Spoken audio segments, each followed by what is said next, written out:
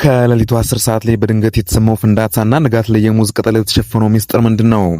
በትግራይ ቴሌቪዥን ሙዝና ዘይት የጫኑ መኪናዎች ተመቱ በተባለው ወሬ በስተጀርባ ሌላ እጅግ አስደንጋጭ እውነት መኖሩም ሰምቷል። የሻዕቢያ ጦር በሁለት አቅጣጫዎች ወደ ትግራይ መግባትና የአሰልጣኞቹ ስምሪትስ ለማን ነው? ሰላም ጤና ይስጥልኝ ውድ የቻናላችን ቤተሰቦች፣ ዛሬ በትግራይ ክልል የተለያዩ አካባቢዎች የተያዩ ስላሉ ወታደራዊ እንቅስቃሴዎች፣ ስለተፈጸሙ የድሮን ጥቃትና አወዛጋቢ ስለሆኑት የሙዝ መኪኖች ጉዳይ በአስፎ ብርሃን ያጋራውን መረጃ በዝርዝር እንደሚከተለው እናያለን። ከሌሊቱ 10 ሰዓት ላይ እንትጮ መናኸሪያ አካባቢ መኪኖቹን ተመቱ። በመጀመሪያው አካባቢዎች ወታደሮች ከቦ ማንም እንዳይጠጋ ፎቶ እንዳይነሳ ክልከላም ተጥሎም ነበረ። ከሁለት ሰዓታት ቆይታ በኋላ ግን በሚገርም ሁኔታ መኪኖቹ በሙዝ ቅጠል ተሸፍነው ከመኪናው ጎማ ስር 5 የላስቲክ ጥይቶች ተደርድረው ታይተዋል። ሙዝ የጫኑ መኪኖች በድሮን ተመቱ የሚል ዜናም በድምፀ ወያኔ ተሰራጨ። ነገር ግን አስፋው አብርሃ እንደሚለው መኪኖቹ በተለይም አንደኛው መኪና ከኤርትራ በግራው ስናርሲ በኩል የገባ መሳሪያና ተተኳሾቹን የጫነ ነበረም ብለዋል። ለምን ሚስጥር ተደረገ? ለምንስ የሙዝ ቅጠል ተሸፈነ? የሚለው ነጥብ በሰፊው እንመለከታለን። የሻዕቢያ ጦር እንቅስቃሴ። የኤርትራ ጦር በሁለት አቅጣጫ ወደ ትግራይ መግባቱም ተዘግቧል። በአዲ ጸጸር አቅጣጫ 2 የጦር ክፍሎችና 1 ሜካናይዝድ አሃደ በሙሉ ታጥቀውም ገብቷል ብሏል። የሚገርመው ግን የኤርትራን የጦር ልብስ እንደለበሱ መሆኑ ነው። በጎዳፋይ በኩል ደግሞ አንድ ሻዕቢያ የጦር ክፍል የትግራይ ኃይሎችን ልብስ ለብሶ በመግባቱን ተጠቅመዋል። ይህ ስምሪት ለምን ሊያሳይ ቻለ?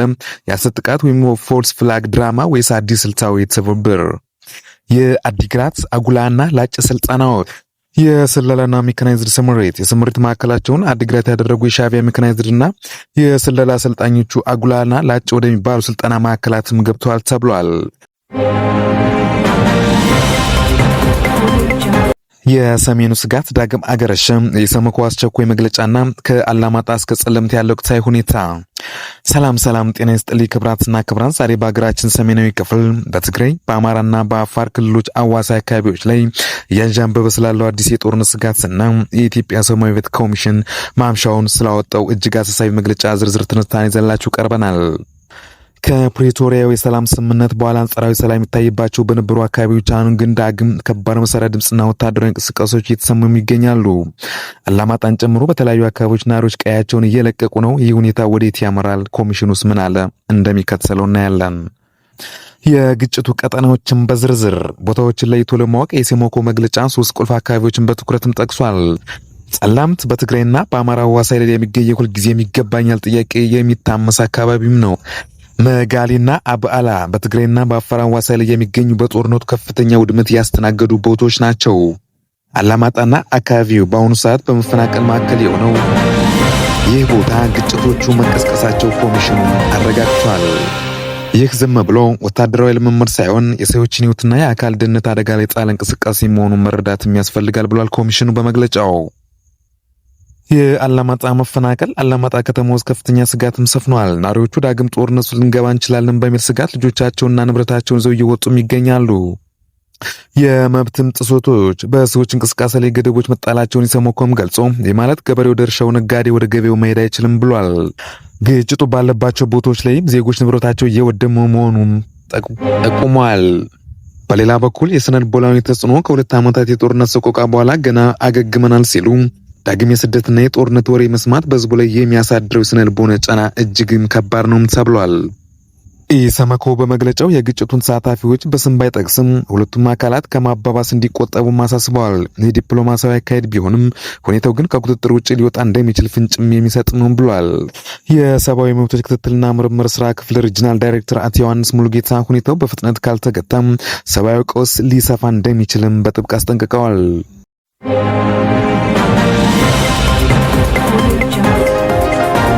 በሌላ ዜና በፓኪስታን ሰሜን ምዕራብ ክፍል የሚገኙ መስጂዶች ከወትሮ የተለየ ጥሪ አስተላልፏል።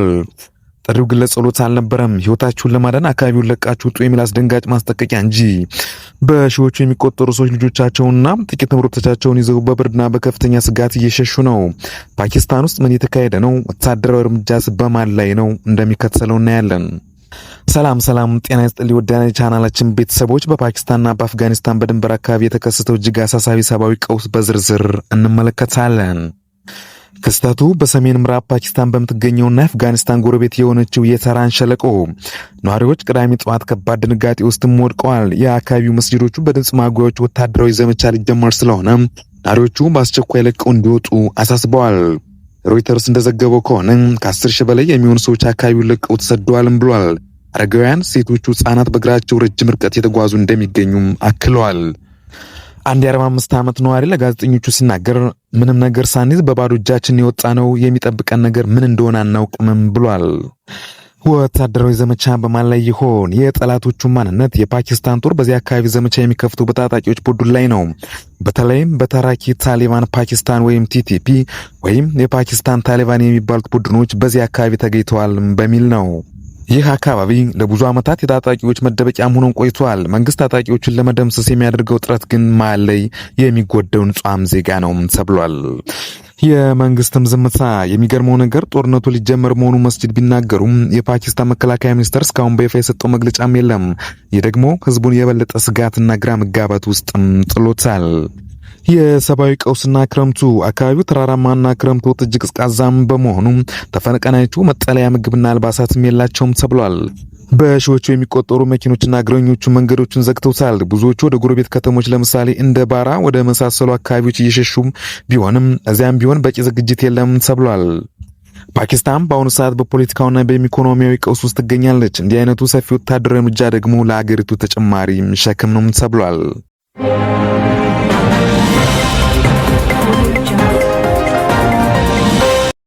የወልቃይት ጠገዴ ሰቲት ሁመራ ዞን ዋና አስተዳዳሪ አቶ እሸት ደምለው በህወሓት በኩል የታየ ያሉትን ዳግም ወረራ ዝግጅት አስመልክቶ ጥብቅ መግለጫም ሰጥተዋል።